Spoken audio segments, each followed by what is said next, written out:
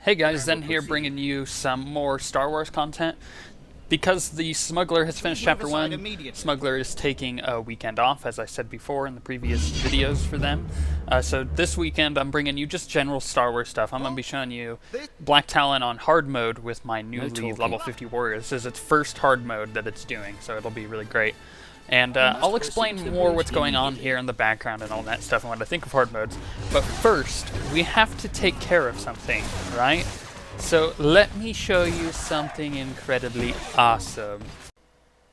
Now, while this doesn't look super awesome yet, I'll get to that in a second with an animated feature and with it completely done. This is a mock-up of our new Star Wars ending navigation screen. If you don't know, at the end of every video we have this navigation screen that pops up, and on each of the frames there, those black frames that you see are basically a link to a video. So it would say like next video, previous video, and all that. Well, we're changing it up a bit, and we're doing it progressively and slowly. So this is the first step, and I'll show you the finished product in a second, but this is the just graphic that I made for it.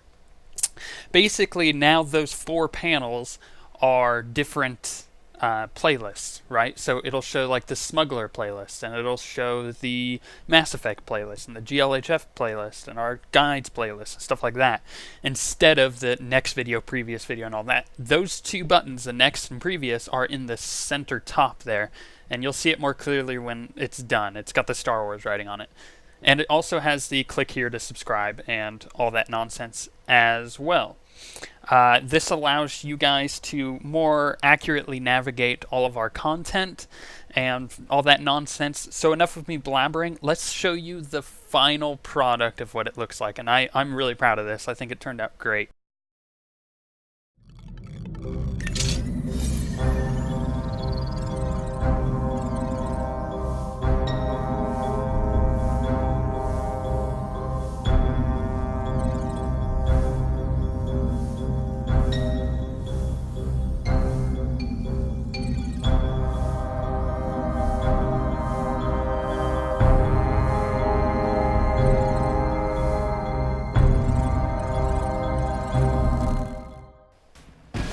So there you have that. Like I said, I'm really proud of that. That's going to be at the end of all Star Wars videos now. It just ups our production value a bit. You know, it just helps us out, basically.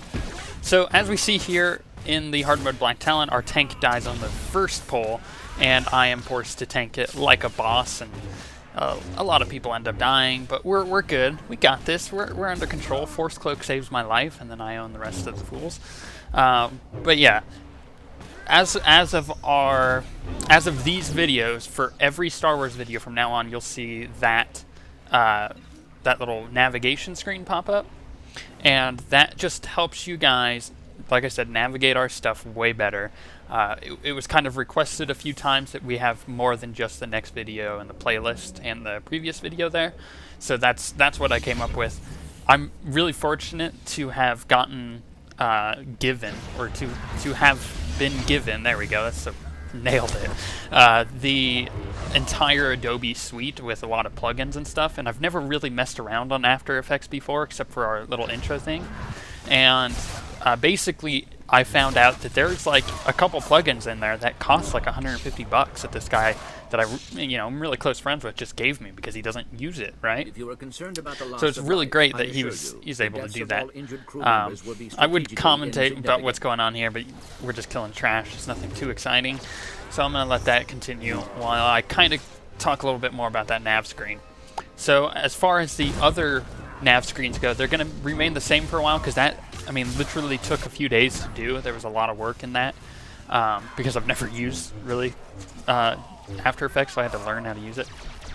But as far as those go, don't expect to see the other ones change anytime soon, but they will eventually, and we'll all go to that format of having multiple playlists in the next and previous video, links and all that stuff. And the reason I'm doing that specifically for the Star Wars stuff is because I like to say that the Datacron videos are super close to coming out. I know I've said that a ton of times, but they really are. I've put a lot of work into it. I've made maps and stuff, and I want those videos to be the best Datacron videos that you can ever find. That's my goal with them. and it's taken a lot of work to get there. So that helps those people at the end of the video to navigate to the other ones easier, navigate to our other videos, and also the just general Star Wars stuff like this. I'll be doing patch 1.2 content as well, and you know, showing you the legacy system and all that, and that just helps people who are coming into our channel for the first time to see different videos that we have as well, not just the videos that are shown, you know, like the Star Wars stuff. Like, they can also get to our Mass Effect stuff if that's into their fancy. So we're just going to skip over this dialogue because we've literally heard this dialogue hundreds of times. You see, we're just skipping, hit a button, and then spacebar smashing. In this group here, we have our two guildies, which are the Agent and the Sith Sorcerer. The Sith Assassin here is just a random pug we picked up. We were looking for a tank for like an hour. Finally, we found one just to come help us. They don't have great gear, but they were able to do a pretty decent job of tanking things. Better than some that I've seen, so I can't really complain. We also have, I want to shout out to these two guys, these two guildies of mine. They're both raiders. They're both close friends of mine. They're really great guys. And these two guys probably you'll see a lot more of as we do more Star Wars content. You maybe hear a bit more of them. I'm sure they'll chat up one of these times that I'm actually doing live commentary, which would be great. You know, add a few more voices onto our channel. That's always a good thing. Like I said, you'll see them later on. I just wanted to give them a shout out. They did a great job. They always do a great job. I run flashpoints with them all of the time, especially the hard mode stuff, and they even, you know, we help each other out here and there. Like, I needed to get to level 50, I was level 49, so they helped me come and do my, like, stuff on Ilum. And that was another thing I wanted to mention, and I'll probably go into more later this weekend, with more warrior stuff as I do it. I do want to do a full hard mode of, like, the Foundry or something that you guys haven't seen yet, and I think that would be really great to do, so plan on seeing that later this weekend. I want to do it with my warrior, but we'll see. I did buy a few pieces of gear for my warrior, but that's where I wanted to go with, was what do you do when you hit level 50? And like I said, I'll talk more about this probably tomorrow. I think that might be when I do it. But it is kind of confusing for people. There's a lot there to do when you hit level 50, but it doesn't feel like it's there, right? It's almost hidden. You kind of have to have played an MMO before to know, like, the list of things you should do and in what order. So my suggestion for all of you guys, if you're going to be getting to level 50 anytime soon and you don't know what to do, finish off your class quest, finish off Chapter 3. That's probably the first thing you should do. You may even do that before you hit level 50, which is great. The second thing you should do is go to Ilum and do all of the quests there to get all of the quests out of the way, which allows you to do the 2 flashpoints that are on the planet, and it allows you to do all of your dailies, which is really great because those dailies give you commendations. Those commendations can be used to buy weapon mods, armor, and stuff like that, which will up your item level quite a bit. So that's the first thing you should do, is go to Ilum, do the quest, get your dailies done, and start doing your dailies every day for a while. It'll give you more money to buy, like, your level 50 mount, which is 330,000 for training, so that, you know, that's a big chunk of money, so make sure that you're saving up for that if you can, because it does help out a lot. And doing your dailies also gets you those extra armor boosts as far as the mods and weapon mods go, and it just helps out a lot, especially for someone like my warrior here, where a lot of the reliability of my DPS comes from my weapons. So that was the first thing I upgraded, was my lightsaber hilts, because they add damage. And now it's close to 300 damage on each weapon there. Oops, I died. Whoops. Oh well, the boss is dead, and that's all that matters. The second thing you should start doing is finding a group of people to play with, if you don't already have one, right? That will allow you to do what would technically be the third thing, but is also the second thing, which is doing flashpoints, doing the hard mode flashpoints, doing the level 50 flashpoints like Kaon Under Siege and stuff like that, and then starting that on hard mode. Doing that kind of stuff will give you gear, will get you ready to start raiding, will start getting you good money, and if you're not into raiding, that's fine. You still get some pretty sweet gear out of all this, so when Chapter 4 is released, that you're not super far behind. This also helps get you quite a bit of money, because the daily quest, there's a daily quest to do a flashpoint, a hard mode flashpoint, and there's a weekly quest to finish 3 of them, and that gives you a lot of money as well. So I highly suggest doing that. I'm just going to skip ahead to the next part in the flashpoint, and I'll kind of talk about what's going on and hard mode flashpoints in general. So let's skip ahead. So this is a perfect chance to jump in right here. We just cleared a ton of trash.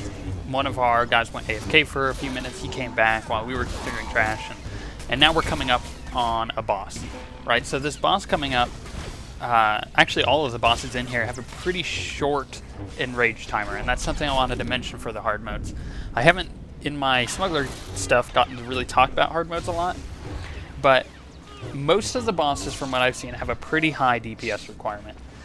And that's strange, right? A lot of us have come from the Warcraft background, and Warcraft is, I hate to say it, but it's gotten so easy over the past couple of years that it's almost kind of sickening. It's not worth playing if you don't have a challenge, right? Well, when this game first came out, it was so challenging to the point where every boss we went in at had an enrage. It was always enraging on us, and I think they fixed and tweaked a few of those because some of them were a little ridiculous. But now that we've gotten gear and we moved on a little bit, we understand our classes a bit more, we're not hitting those enrage timers. In fact, right now, with me fairly geared, I bought quite a few pieces, I upgraded my armor and stuff. I'm doing quite a bit of DPS. I don't actually know the proper rotation for a warrior. I think I'm spec'd as Annihilation. I think that's what it's called, whatever the the left tree is of the 3 for the Marauder. So I don't quite know my rotation yet, but I'm sure I could be doing a lot more damage. And I'll talk about more of the Marauder stuff in a second, of how it kind of plays out, so if you guys are interested in playing a Marauder or a Jedi Knight as... Is it the Sentinel? I think it's the Sentinel. I don't know. Then you can kind of figure out how to play those characters. Like I said, I'll talk about that more in a second. But the DPS requirement for most of these bosses is so high that if you miss it by like 10 seconds, chances are your tank's going to die, and then you're just going to get slaughtered one at a time as the boss turns and kills you. The first boss in here, the guy with the little flame patches that he puts down, he's never really been too difficult. Honestly, we could typically get him, like if he enraged, which he used to back when I was tanking when I first hit 50 on my bounty hunter, he would enrage and I would be able to survive a good 20 seconds of him being enraged and not really take a lot of damage because I have all my cooldowns and stuff, which is great. As far as this group goes, our tank probably would get so slaughtered, but thankfully we have a really good geared sniper who's doing pretty good DPS, and then we have me who's kind of going halvesies. Like I'm not doing bad, but I'm not doing great. And I could be doing a lot better, but we're beating the enrage timers, which is what matters. And I think it's so important for a game to have challenge. For instance, if you went into WoW through Cataclysm, and I know a lot of people came back for Cataclysm, and I was one of those people who was playing quite a lot at the beginning there. And all of the instances were pretty difficult at first, right? And then they came through with sweeping nerfs, and they nerfed the heck out of all of them. And suddenly, I didn't want to do them anymore. They weren't fun to me. They didn't serve a challenge anymore. We could blow through all of them in like a couple hours, and it was kind of ridiculous. And quickly, as soon as we started raiding, I didn't need to do them anymore anyways, but that's not the point. It's the fact that they were so pointless after they got nerfed. And I think that's one thing I really love about Star Wars so far, is they've kept to their motto of keeping it difficult, of making it a challenge, because with the challenge will come the opportunity to learn how to play better. And as you're learning how to play better, obviously, you know, you're going to overcome the challenges, and the game could get progressively harder throughout the content patches and stuff, which is great. I'm excited for that design philosophy. The Mists of Pandaria, I gotta talk about this. The Mists of Pandaria beta did just open up, and I do have access to the beta. Not right now. I will as soon as they let me in. They're letting all of the year subscribers of WoW get in within waves, and it'll be a pretty big chunks at a time. So I'm sure I'll get in because I've got 2 accounts that have access to the beta. Just I'm not in yet. So when that comes in, I'll talk more about the difficulty challenge between that game and this game, because I've been looking at stuff all day on it, and it's so disappointing how easy that game has gotten, and how Blizzard going into Cataclysm said, yes, we want the game to be difficult again because we felt that Wrath was too easy, and their spine gave out on them because the cries of the few outweighed, you know, all the desires of the many for whatever reason, and all the ragers went to the forums and started raging that the game was too hard again. Which wasn't the case. They just sucked at the game, and they've been socially engineered to suck at the game because the game had been so easy for so long. And I know I'm kind of ranting about that, but I want to say that the hard modes in this game are so great. They have a challenge. Some of them are way more difficult than others. It does ramp up, like Kaon Under Siege, which is the newest one, is quite a bit more difficult than Black Talon. This is the first of the difficulties. I'd say this is the easiest hard mode. Some are much harder, and I think it's so important for these hard modes to continue to have challenge, because it continues to let you play. You feel like every time you go in there, you can get better at the game, and you see your progression from when you first started compared to like playing now. As you're getting gear and stuff, you see the progression of how easy it's gotten in general for you, but not because that the instance was nerfed or anything, but because you've gotten better, right? There's a big difference there between this flashpoint is now easy because I got nerfed, and this flashpoint is now easy because I've gotten better, right? There's a huge difference there. This flashpoint we'd hardly finish in an hour and a half due to dying all the time on the bosses. But now that we've figured it out and people have started to learn how to play the classes better, learn better rotations, it's much easier to get through it in 30 minutes, right? And I think that's an important thing. And the pacing of it is also determined by the difficulty. If the flashpoint is too difficult, in some cases there have been those on this game where the flashpoints are too difficult, and they did need to tone it down a little bit because it would take like 3 hours to run it, which is ridiculous. That shouldn't happen. There is a balance to be struck between hard and easy, and I think Black Talon's a good example of an introduction hard mode flashpoint that is neither too hard nor too easy, and it's perfect. And I think they've ramped up the rest of them pretty smoothly. I think the rest of them are quite nice. And I have to commend BioWare on doing such a great job on the end game in this. It did have a lot of bugs. I'm the first to admit that. We could only do 2 flashpoints when we first hit 50, like within the first couple weeks, because they were so bugged. It was so bad. But they've fixed that, and now that they have, everything's really great, and I'm really enjoying this. So, as I said earlier, once you hit 50, go do your dailies, then start doing hard mode flashpoints, get your gear.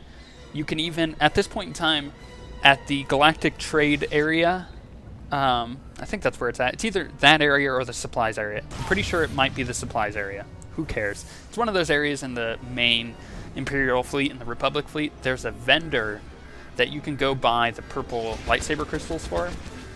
He also sells white ones and like cyan, which is the blue ones. They're really great, but make sure you pick those up while you can before 1.2 hits, because once 1.2 hits, that vendor I don't think will be there anymore, and in fact all of those crystals will be patterns that artifice people can learn, which is cool. So this boss right here, this boss does a knockback to the tank and also does like a charged up attack that has to be interrupted. You can see him knocking back the tank there, and then he's going to sit here and charge up this attack that I'm going to interrupt, right? And here it comes, right? Now, there, okay. And then I interrupt it as quickly as possible. Make sure if you're a DPS that you're interrupting that, because it'll keep the tank alive, because the tank's getting all sorts of knocked back.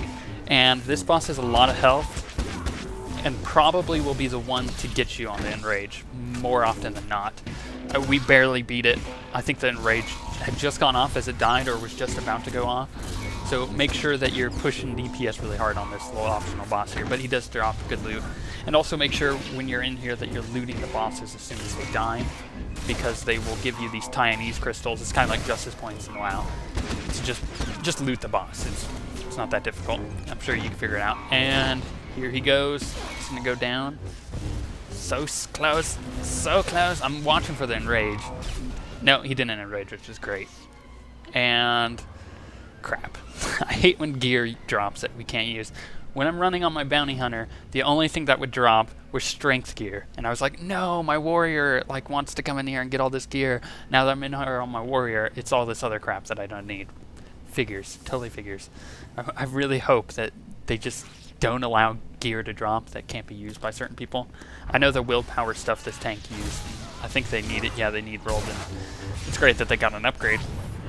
But like if cunning stuff dropped, or off the last boss there, the aim pants dropped that I got. It's like I don't need those. I guess I can vendor them.